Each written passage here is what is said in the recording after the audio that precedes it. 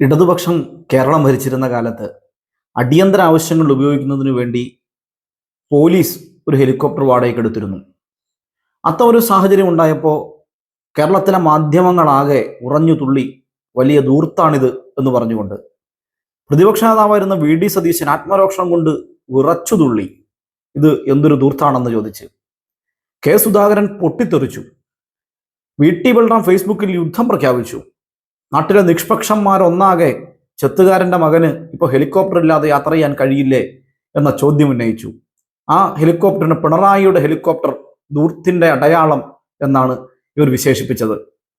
എന്നാൽ UDF സർക്കാർ അധികാരത്തിൽ വന്നപ്പോൾ അവരും ഇതേ ഹെലികോപ്റ്ററിന്റെ കരാർ പുതുക്കുന്ന നിലയുണ്ടായത്. വീണ്ടും ആ ഹെലികോപ്റ്റർ ഉപയോഗിക്കാൻ വേണ്ടി തീരുമാനിച്ചു.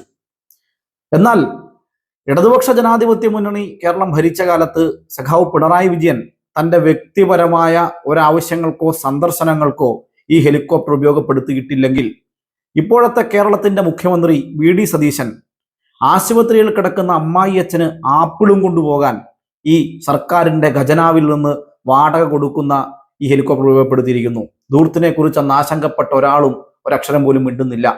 പത്രമാധ്യമങ്ങളിലെ ഒരു കുഞ്ഞുകോളം വാർത്തയിൽ അവരിങ്ങനെ എഴുതി: കാലാവസ്ഥ പ്രശ്നങ്ങൾ മൂലം മുഖ്യമന്ത്രി സഞ്ചരിച്ച ഹെലികോപ്റ്റർ എറണാകുളത്ത് ഇറക്കാതെ തിരിച്ച് തിരുവനന്തപുരത്തേക്ക് പോയി.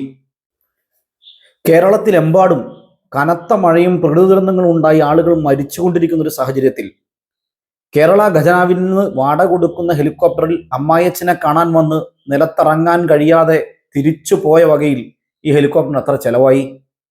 പൊതു ഖജനാവിൽ നിന്ന് ഈ പണം ചെലവഴിച്ചതിൽ ഇപ്പോൾ ആർക്കും വിഷമമൊന്നുമില്ലേ? നിങ്ങളാരും നിഷ്പക്ഷരും മാധ്യമപ്രവർത്തകരും ചോദിക്കുന്നില്ലെങ്കിലും ഈ ചോദ്യം ഞങ്ങൾ ചോദിച്ചുകൊണ്ടേയിരിക്കും.